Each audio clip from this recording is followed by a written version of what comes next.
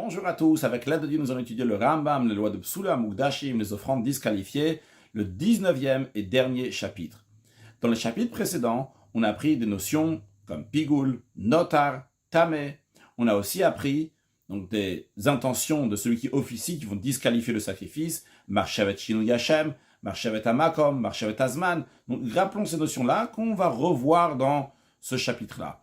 Donc si quelqu'un qui officie a eu une mauvaise intention de Shinu Yashem, donc de désigner ce sacrifice-là pour un autre sacrifice, à la place que ce soit un holocauste, ça va être un sacrifice de paix dans sa tête, ou bien qu'à la place ça va être pour Reuven, ça va être pour Shimon. Ça s'appelle Marshavet Shinu Hashem. Donc une intention de modifier la désignation, ce qui rend le sacrifice disqualifié. Quand on dit disqualifié, c'est-à-dire que les propriétaires ne sont pas quittes d'avoir amené le sacrifice, bien que le sacrifice en lui-même est agréé. Puis, il y a Marshavet HaMakom, l'intention de modifier l'endroit où va être aspergé le sang, ou bien où va être brûlé les parties sacrificielles, ou bien l'endroit où va être mangé. Le sacrifice il doit être mangé dans tel endroit, et l'intention de manger dans un endroit où on n'a pas le droit. Donc ça, c'est une intention qui disqualifie le sacrifice, qui le rend pasoul, disqualifié.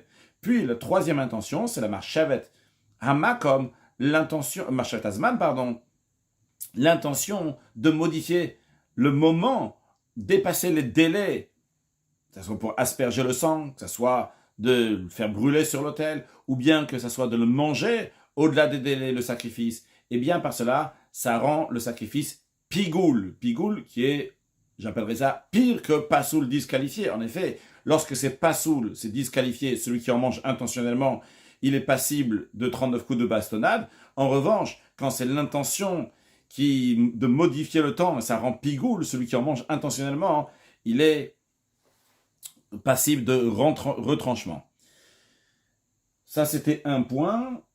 Donc, on a la notion de pigoul qui est venue ici. Alors, encore une notion que je viens de dire quelques instants, le notar, c'est le reste. Donc, si le sacrifice a été fait comme il fallait, mais après, c'est arrivé le moment du délai de finir de manger tout le sacrifice et il en reste. Donc, ça s'appelle du notar. On a vu encore une notion, donc tamé tout simplement, quelque chose donc, qui est de la viande sacrificielle, la nourriture sacrificielle qui est devenue impure. Halacha Aleph, mitzvot aselisof kol hakochim shenitmeu, il y a un commandement positif de brûler tous les sacrifices qui sont devenus impurs. Shenemar, car la Torah dit à propos du sacrifice de paix, vea basar ashayiga bechol tameh, la viande sacrificielle donc qui a touché toute chose impure, lo ye'achel ne sera pas mangé, ba'esh yisaref sera brûlé. Donc si la nourriture sacrificielle a été devenue impure, on la brûle. V'chen anota. De même, alors j'ai dit que ça parle du sacrifice de shlamim, c'est un sacrifice de paix, mais si ça parle déjà pour un sacrifice de paix, comme ça, le sacrifice de paix c'est seulement un sacrifice de moins de sainteté qui doit être brûlé s'il est devenu impur, à plus forte raison, ceux qui sont donc des sacrifices de haute sainteté.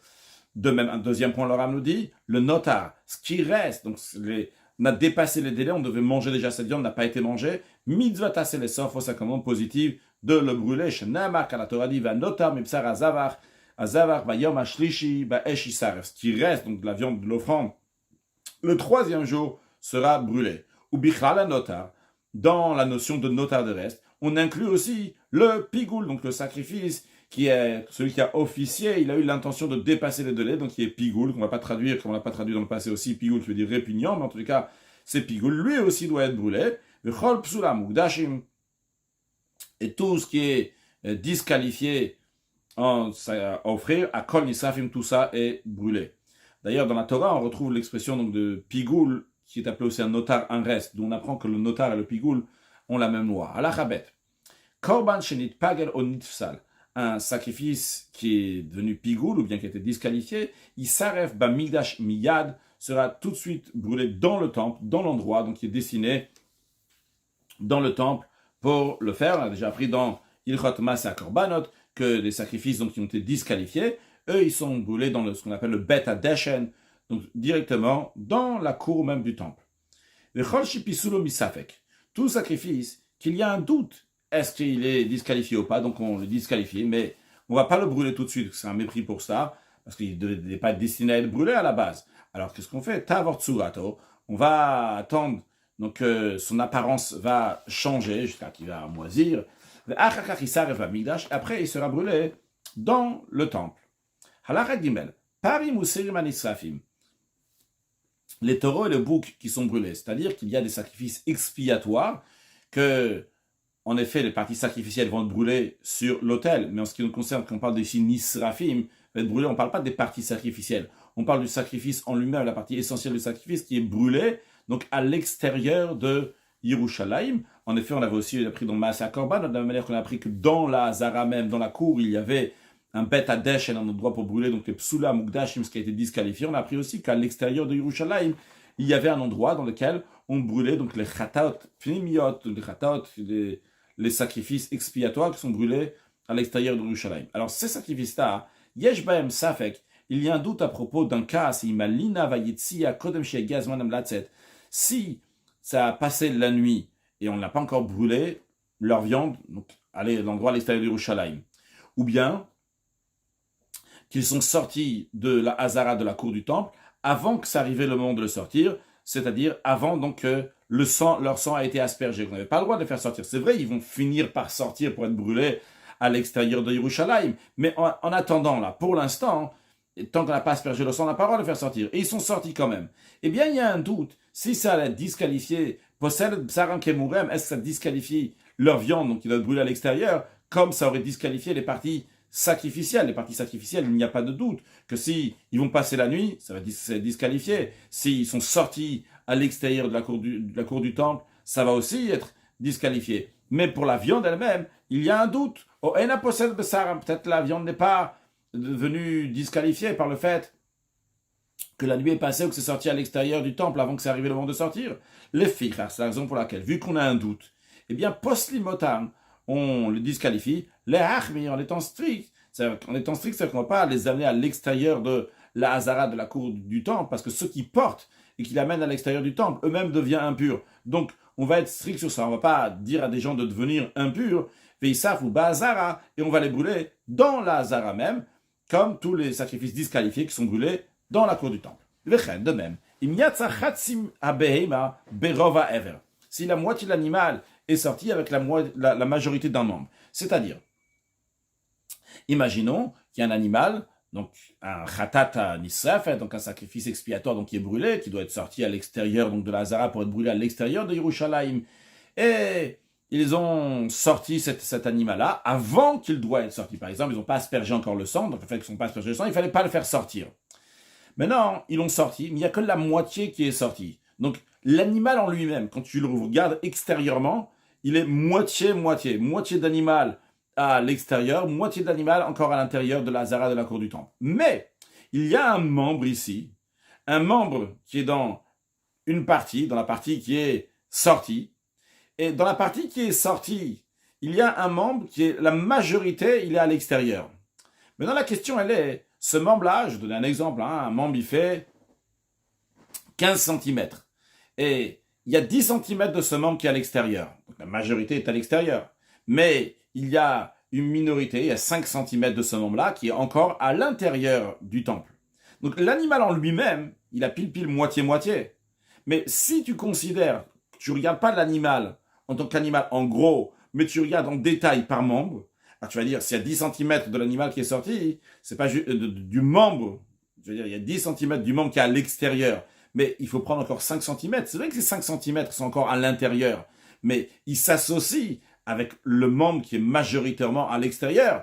Donc il y a un doute dans un tel cas. Imarzikin otambeyot, c'est ce qu'on les considère, qui sont déjà sortis. Oilveyat sarovaev, vu que la majorité du membre est sortie. Donc on considère que toute l'animal, la majorité de l'animal est sortie. Ou adain enaniot, si on va dire, non, ils ne sont pas encore considérés qu'ils sont sortis. Shareloyat sarovaev, il n'y a pas la majorité de l'animal qui est sorti. Les filles, c'est la raison pour laquelle, nifselo misafek, ils sont disqualifiés par doute, veisaf ou bazara, ils vont être brûlés dans la cour du temple, comme tous les sacrifices disqualifiés. Vechen, encore un cas. De même, il y a 5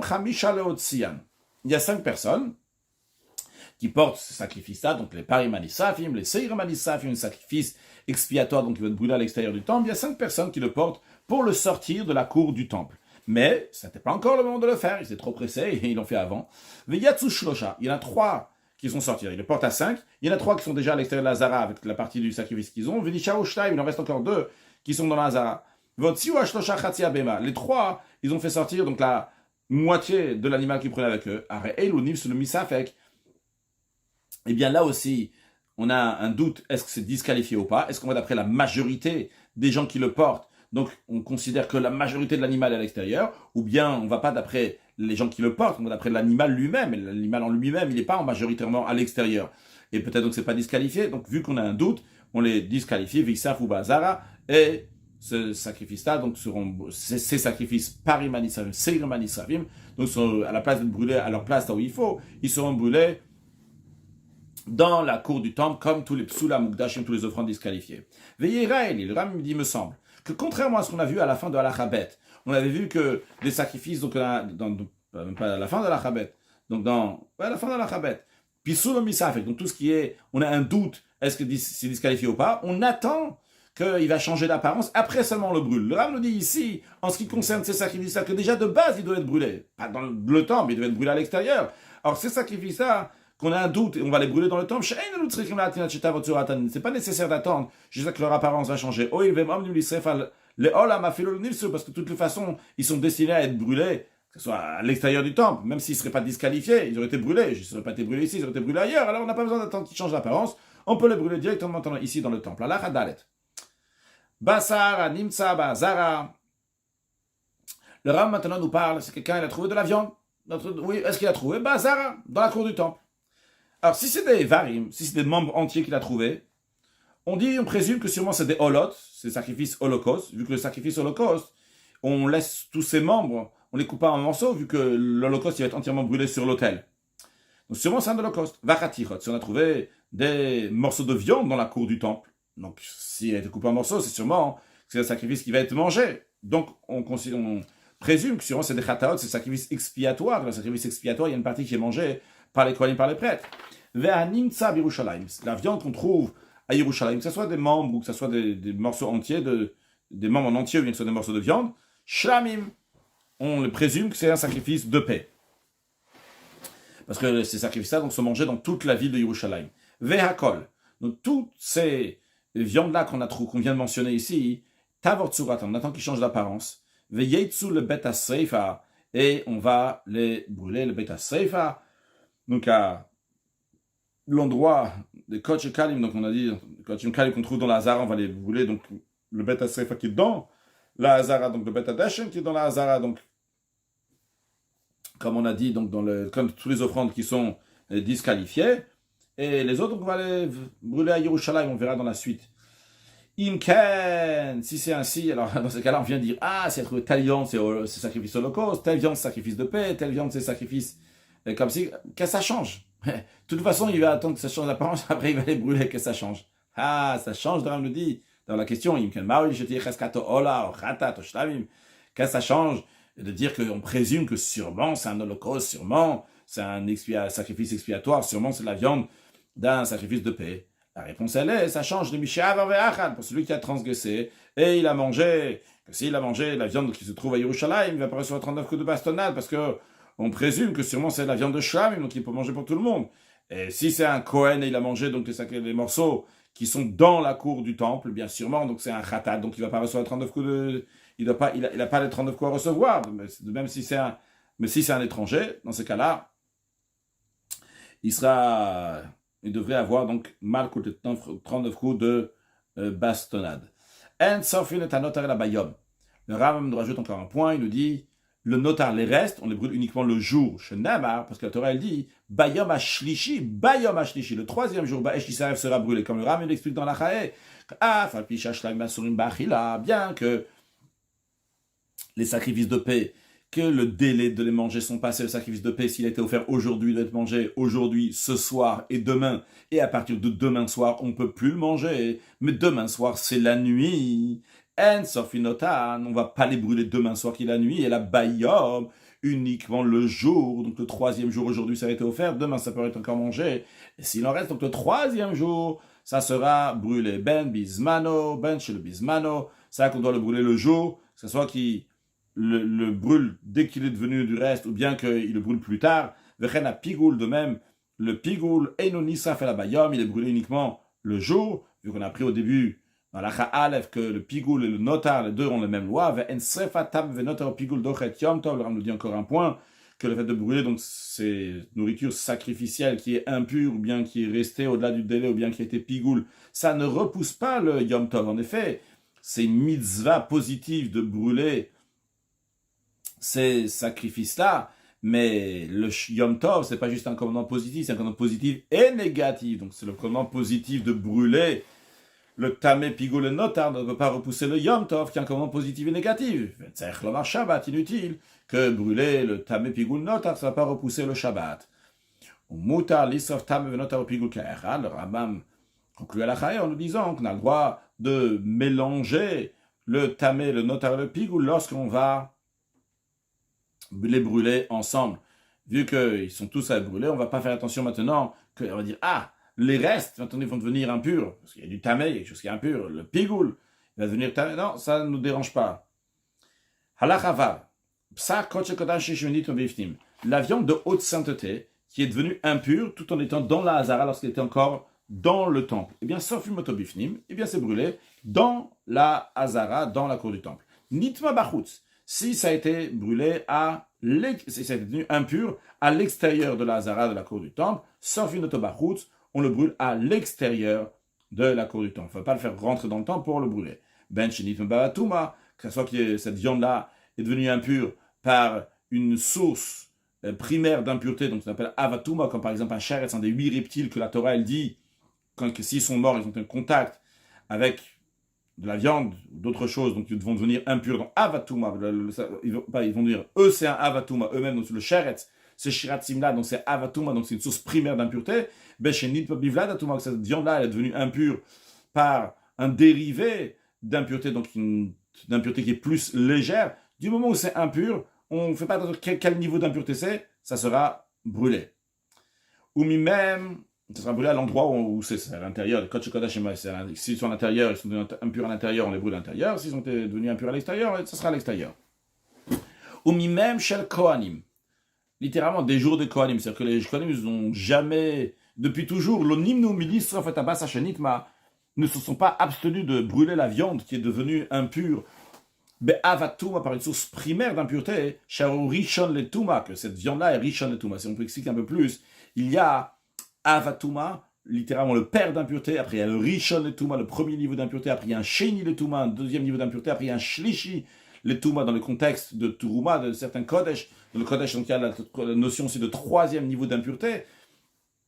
Juste avant de continuer, on verra dans la suite, mais je le dis déjà maintenant, que le mort, lui, il rend un ave. C'est-à-dire que le sheretz, le reptile qu'on a dit, les 8 reptiles qu'on a dit tout à l'heure, eux-mêmes, ces reptiles-là, quand ils sont morts, c'est un ave, c'est une source primaire d'impureté.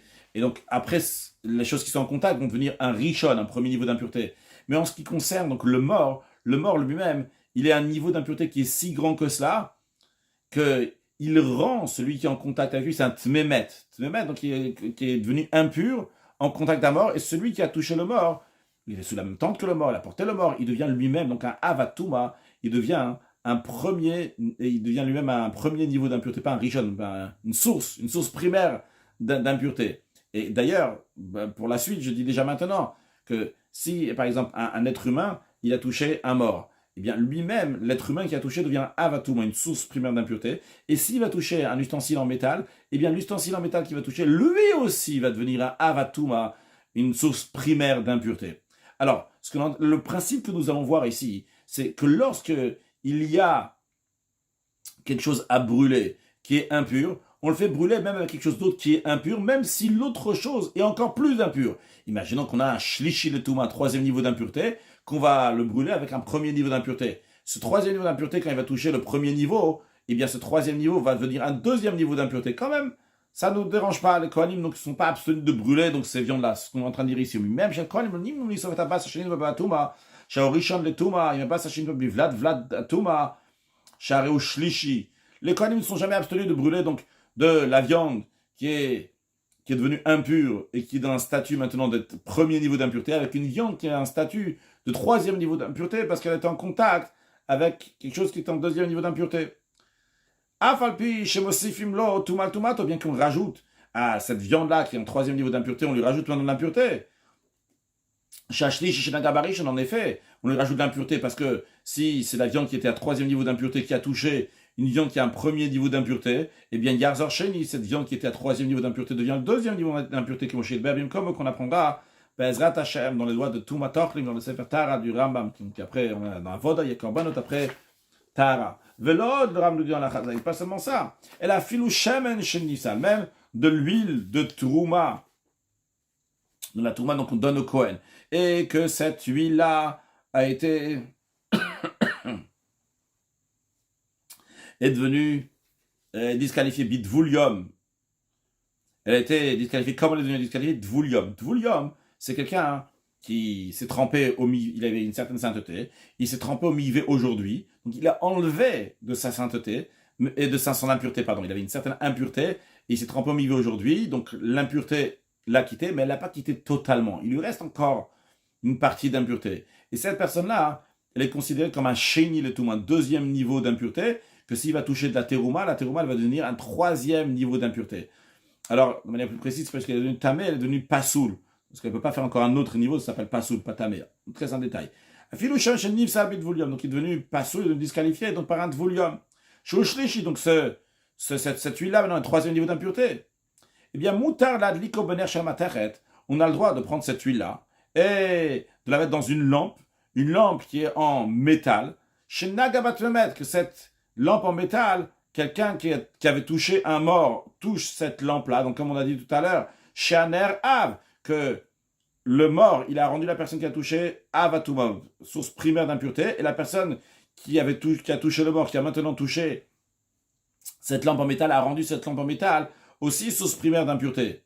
Maintenant, qu'est-ce qui va se passer lorsque tu vas mettre cette huile-là chez Igabaner, il va toucher la lampe? Eh bien, vu que la lampe, elle est source primaire d'impureté, Avatuma, eh bien, l'huile qui était seulement un shlichiletuma, un troisième niveau d'impureté, maintenant, c'est pas juste qu'il devient, comme dans le cas précédent, il devient un sheni, un deuxième niveau d'impureté, il devient un rishon letuma, chez Igabaner, lorsqu'il va toucher cette lampe-là. Eh bien, quand même, le principe qu'on a dit, oil veyasham shutuma, du moment où il y a n'importe quelle sorte d'impureté, en makpidi maltosafta, on ne fait pas attention si après on va rajouter encore de l'impureté, une impureté qui est plus stricte. Tout ce qui nous intéresse, à quoi on fait attention? On fait attention pour ce qui est pur, qui ne va pas être disqualifié. Encore un point, le Rambam nous dit, notar shel kochim kalim. Ce qui reste des offrandes de moins de sainteté, sauf une autobe'alav bebaten, les propriétaires peuvent le manger et peuvent le brûler chez eux à la maison. Il n'y a pas besoin de le brûler dans le temple ou quoi que ce soit, ils peuvent le brûler chez eux directement. Halach achet. Mishiyatsa mirushalayim. Quelqu'un qui est sorti de Yerushalayim. Aïe, dans ma main, j'ai de la viande qui est sainte. La viande de Kochim Kalim, les sacrifices de moins de sainteté, comme par exemple le sacrifice de paix, eh bien, doit être mangé dans Yerushalayim, mais non pas à l'extérieur. S'il sort à l'extérieur de Yerushalayim, il devient disqualifié. Eh bien, il se rappelle, tiens, oh là, j'ai cette viande-là dans ma main. Imavarat Sofi, maintenant, s'il a déjà dépassé Sofi, un endroit, donc on peut voir Yerushalayim, Sofobim Komo. Il le brûle à l'endroit où il est, on ne le dit pas, repart à Yerushalayim pour le brûler, il est déjà parti loin. Il ne peut plus voir Yerushalayim maintenant. Il me lave. Et sinon, s'il n'a pas encore passé Tsofim, Tsofim langage de Tsofé qu'on peut voir Yerushalayim. S'il y a le volume d'une olive dans cette viande-là, Choser Sofob Yerushalayim. Il repart et le brûle à Yerushalayim. Maintenant encore une chose, on nous dit c'est Vimoreahu, si c'est un invité chez le Bait, il n'a pas de maison, où il va le brûler à Yerushalayim. Lui, sauf au Lifna Bira, il va le brûler devant le Bira, devant le temple. C'est un endroit dans le Harabay, dans le monde du temple, dans lequel là-bas il y avait un endroit donc pour brûler justement pour ces gens-là qui avaient besoin. D'ailleurs, les Khatot Apnimiot, s'ils étaient problématiques aussi, on les brûlait là-bas, s'ils n'ont pas été faits comme leur mitzvah. En tous les cas, donc cette personne-là va aller là-bas pour brûler cette viande-là qu'il a fait sortir. Avec quel bois? Lui, il n'a pas de bois, il n'habite pas là-bas. Il va le faire avec Me'at Samaracha, avec le bois qui est destiné pour le bûcher de l'autel. Halachatet, kol atzon takotim shen ben moach. Tous les os des sacrifices qui n'ont pas de moelle à l'intérieur, einam tunim seifa, c'est pas nécessaire de les brûler. Parce que brûler le notar, le reste, c'est uniquement quelque chose qu'on peut manger, mais les os, on ne peut pas les manger. Chutzma atzon ta Pesach, il y a une exception, c'est les os du sacrifice de Pesach, que eux, il faut les faire, il faut quand même les brûler. Pourquoi? Parce que les sacrifices de Pesach, les os, on n'a pas le droit de les casser. On a peur que si on va les garder, quelqu'un va les casser. Il va les casser pour regarder est-ce qu'il y a de la moelle ou pas à l'intérieur. Kvar be'ano, on a déjà expliqué dans Masa Korbanot, Shakorban Shenifsel Achashushat, qu'un sacrifice qui a été disqualifié après que sa peau a été dépecée, à Or la Kohanim, la peau ira quand même au Kohanim. Si c'est le sacrifice de haute sainteté, ou les Be'alav de Kochim Kalim, ou bien ça ira, la peau ira au propriétaire si c'est le sacrifice de moins de sainteté. Avalim Nifsal Kodem Efshet, si le sacrifice a été disqualifié avant qu'on d'épaisse la peau, on dépouille la peau. Aria or kabasa veisarefakol. Dans ce cas-là, la peau est comme la viande qui est disqualifiée. La viande est brûlée, comme tous les sacrifices qui sont disqualifiés. La peau aussi sera brûlée. Vechen, encore une chose, le Ram nous dit. Zavar shehushat venimtsa treifa. Un offrande, un sacrifice qui a été dépouillé. Et il s'avère, donc il est treifa, donc il a une maladie qui va mourir.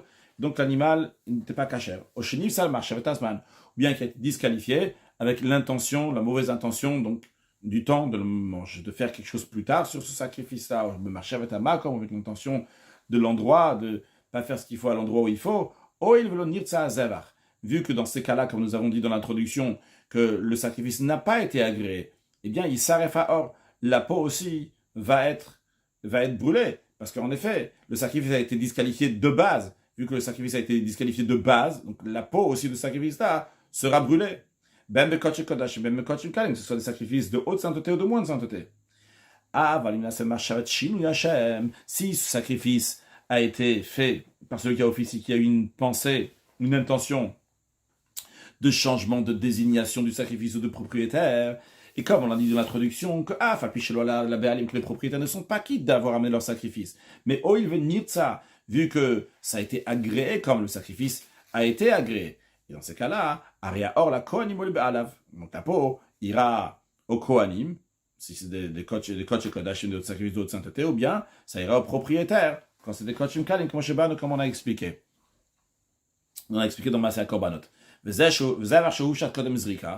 Et un sacrifice qui a été dépecé avant qu'on asperge le sang, et après cela, après, il a été disqualifié avec quelque chose qu'il est disqualifié. Et no pas sous, la peau n'est pas disqualifiée. Halachayud, Elohim anisrafim. Halachayud, le Ram nous dit donc plusieurs choses donc, qui doivent être brûlées. A priori, ce n'est pas spécialement des choses qui sont liées avec le Bet Hamikdash, comme on va voir. Le Ram dit Psar Kodesh Nitma, donc la viande de sainte qui est devenue impure, notamment qui restait après le délai au Nifsa, le bien qui a été disqualifié. Vrena Mincha, de même une oblation chez Nitma, ton Nifsela Notra, qui est devenu impur, ou bien qui a été disqualifié, ou bien qui est resté après au-delà du délai. Ve Hachamtaloui, quelqu'un qui a amené un sacrifice de culpabilité incertaine. Il n'était pas sûr s'il a fait la faute ou pas. Il a amené le sacrifice. Le sacrifice a été abattu.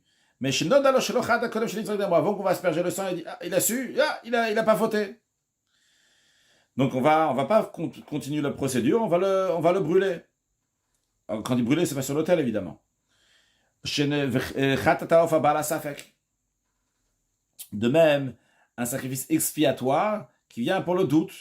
Une femme qui ne sait pas si elle était zava, elle ne sait pas si ce qu'elle a couché, donc c'était un enfant ou pas, elle amène ce sacrifice expiatoire d'oiseau, et il sera brûlé, ou c'est un nazir taor, les cheveux de quelqu'un qui est nazir, qui est pur, lorsqu'il finit sa procédure, donc il doit se couper les cheveux, eh bien, ils vont être brûlés. Vea orla, les fruits des 3 premières années, qu'on n'a pas le droit d'en profiter, avec kilea karem, et des vignes donc, qui ont été mélangées, et qui ont été plantées, donc la récolte, ou des légumes qui ont été plantés à côté de la vigne, on va les brûler. Les choses qui c'est pas l'habituel de les brûler, comme par exemple des liquides chez l'orla avec la kerem, donc de la 3e année, ou bien des mélanges avec la vigne, cela on va les enterrer. Bien qu'ils viennent des choses qui c'était du solide, on les aurait brûlés, là on va les enterrer. Halakha Yudalef, le Ram nous dit des choses qui sont enterrées, voici des choses qui doivent être enterrées. Kochim Shembetu, des sacrifices consacrés, des animaux consacrés qui sont morts. Ben Kochem Isbeach, ce qui était consacré pour l'autel, Ben Kochem Bedekabait, ou bien qui était consacré pour l'entretien du temple. Ve Kochim Shipilu, de même donc des animaux consacrés qu'ils ont avorté, ils kaveranef, et le fœtus sera enterré, à filouchilia, même si ils ont fait sortir uniquement un placenta, eh bien, tikaver doit être enterré, vesharaniscal, le bœuf qui est lapidé, donc il est condamné à la lapidation pour avoir causé la mort d'un être humain, on n'a pas le droit d'en profiter, ve'egla arufa, la génisse, on brise la nuque lorsqu'un corps a été trouvé dans le champ, et on ignore qui est l'auteur de ce meurtre-là, vetzipor et metzora, et les oiseaux du lépreux, lorsque ça arrive le terme de la purification du metzora, il apporte 2 oiseaux, un qui est égorgé, un qui est interdit à tout profit, et qui est interdit à tout profit, l'autre qui est renvoyé.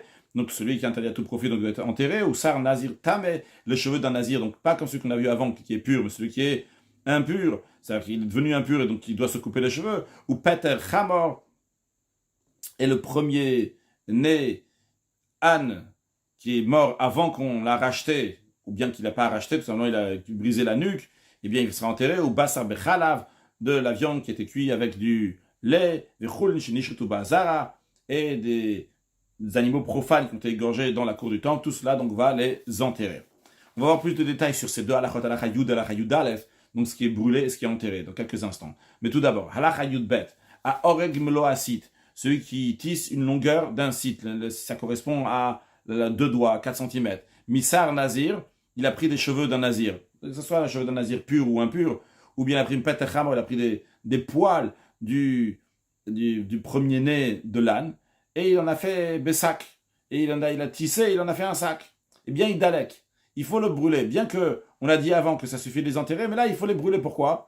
Parce que c'est des choses qui sont durables. Si on va les mettre dans la terre, on va les enterrer, peut-être quelqu'un va les retrouver, encore une fois, les utiliser. Halakha Yud Gimel.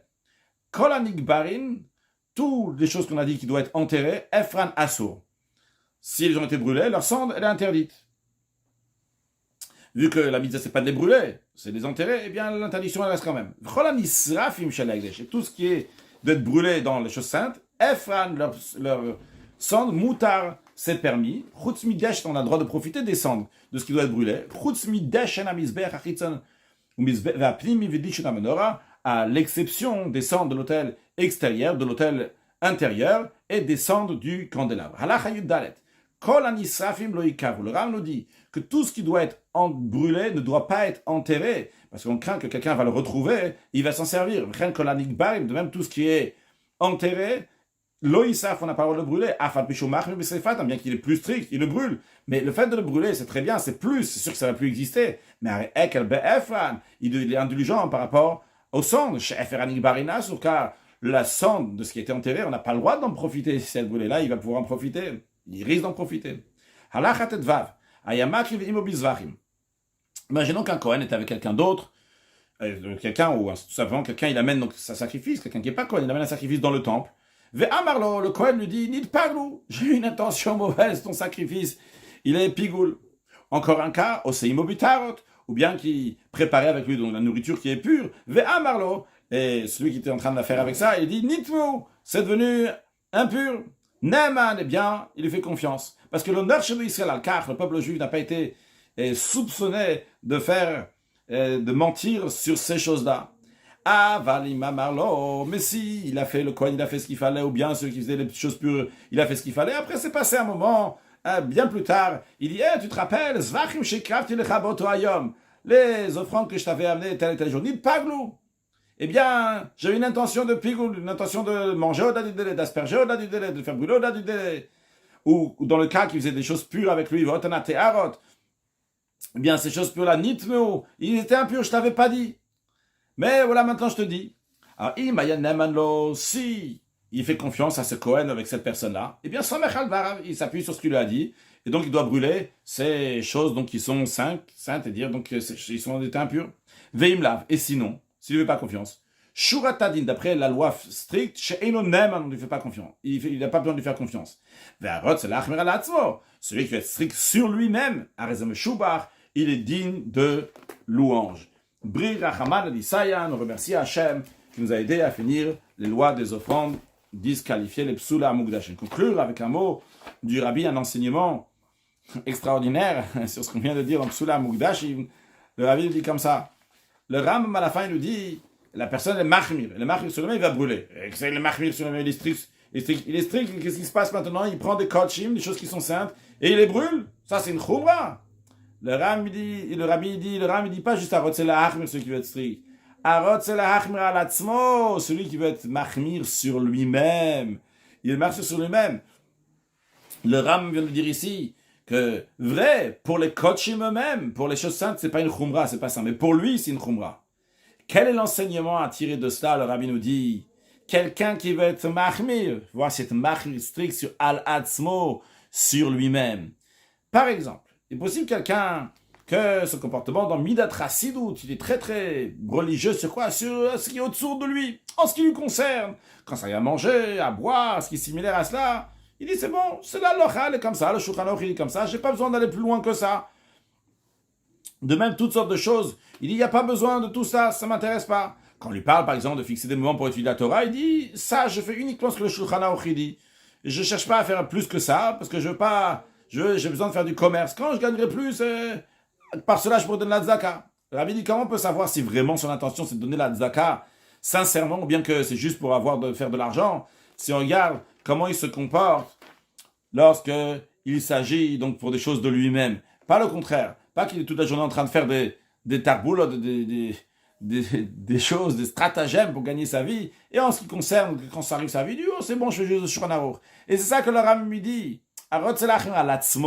Que le Midat Chassidut, quelqu'un qui se comporte bien, c'est quelqu'un qui marche sur lui-même, ses affaires, ces choses qui sont plus, qu'on appelle les motos, qui ne sont pas nécessaires pour vivre, lorsqu'il arrive à manger, à boire, et des choses similaires. Dans ces cas-là, le Ram conclut à Rezem Meshoubar. Qu'est-ce que c'est Meshoubar? Que Meshoubar, c'est digne d'éloge, mais de Shavar, c'est-à-dire qu'il devient encore mieux.